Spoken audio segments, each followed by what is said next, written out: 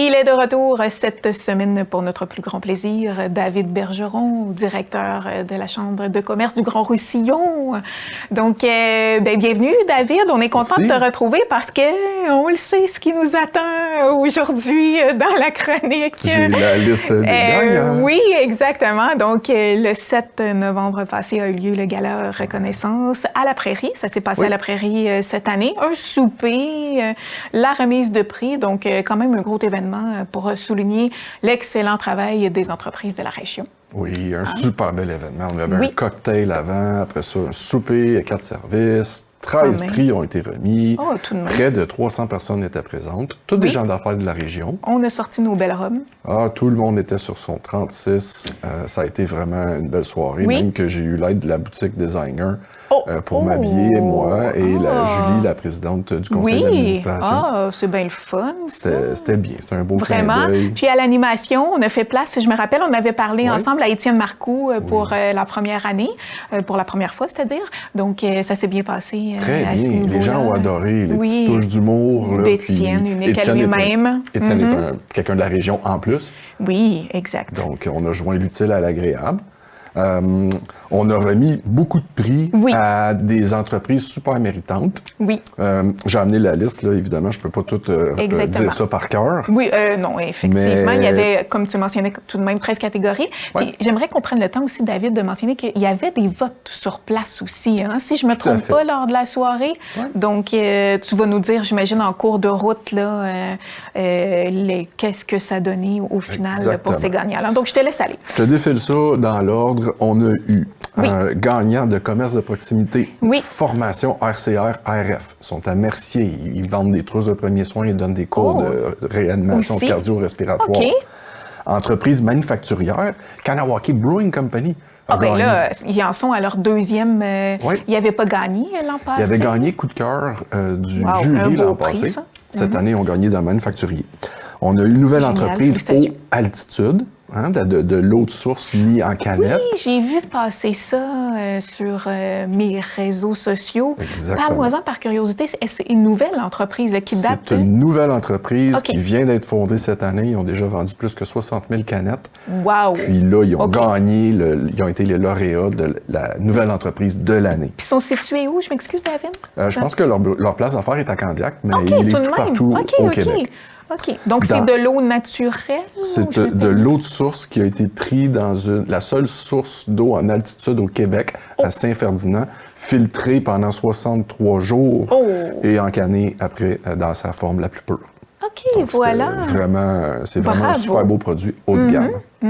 Génial. Félicitations eux aussi. Entreprise de services aux particuliers, CrossFit Châteauguay, ici, dans le parc industriel. OK, oui. Donc, les sportifs étaient au rendez-vous. Hein. On s'entend du CrossFit, David. Hein? C'est intense.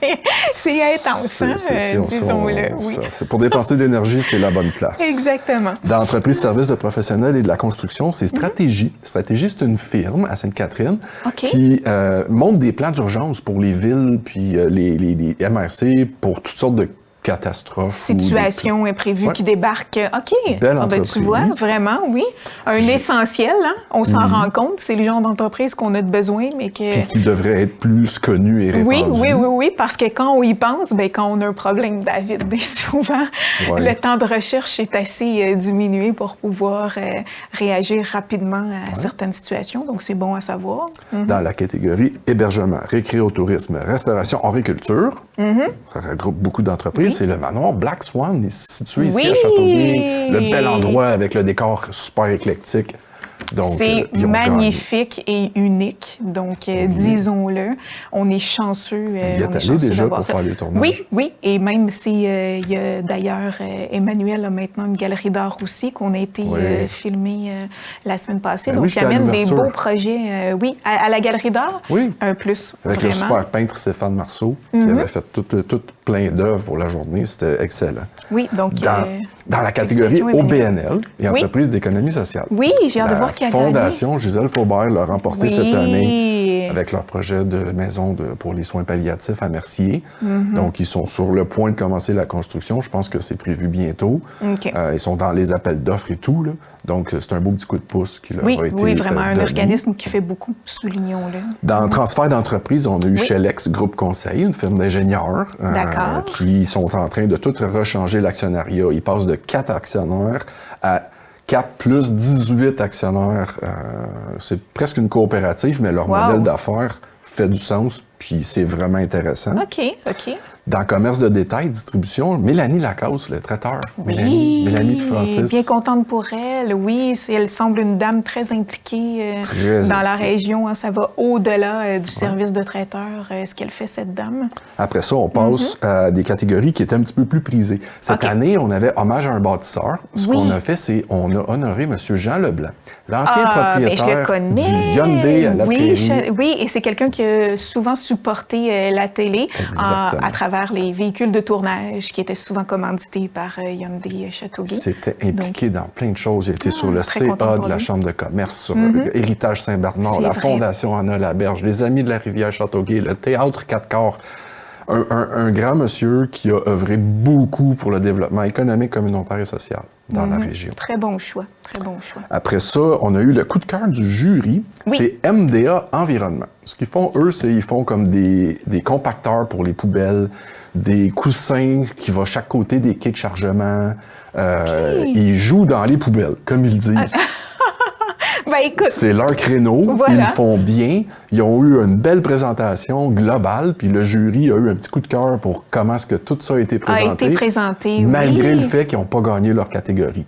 Donc, c'est une belle marque de reconnaissance. Oui, vraiment. Donc, on a souligné le rapport ailleurs.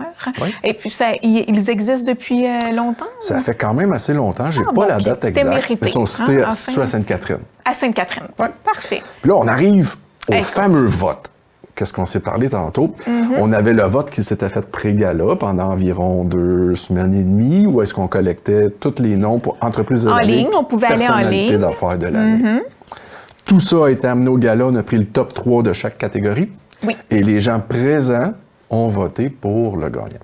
D'accord. L'entreprise coup de cœur du public a été Traiteur Mélanie Lacasse. Donc un deuxième prix pour... Deuxième prix. Wow, génial. Elle était vraiment contente. Puis ça démontre aussi tout l'amour des gens de la région. La reconnaissance, pour fait du bien. Elle fait tellement de choses. Elle supporte des causes. Elle s'en va souvent nourrir les sans-abri à Montréal. Elle leur offre des vêtements. Il y a plein de choses qu'elle fait. Qui fait qu'elle rayonne dans la région. Puis le clou de la soirée a été la personnalité d'affaires de l'année. Et cette année, c'est Mélanie Lacasse est partie avec 3 trophées. Ben voyons! C'était littéralement un couronnement. Et voilà, c'était son année. 3 trophées pleinement mérités. Et c'est une personne qui gagne à être découverte. Hein? Vraiment. Donc, on veut savoir qui elle est. Puis le fait que tu as mentionné ses implications et tout ça, je trouve ça super intéressant parce qu'on la voyait être un petit peu active sur les réseaux sociaux. Puis on pouvait voir l'implication de cette dame.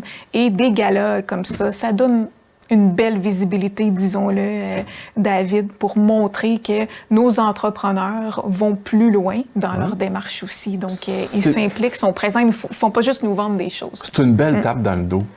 Que ça soit le gagnant ou que le finaliste, c'est une belle marque de reconnaissance. Donc, en résumé, une belle soirée. Oui, c'est le cas de le dire. Plaisante. Plein de beaux gagnants. Les gens sont sortis contents. À tous ceux. Puis on remet ça l'an prochain, début novembre.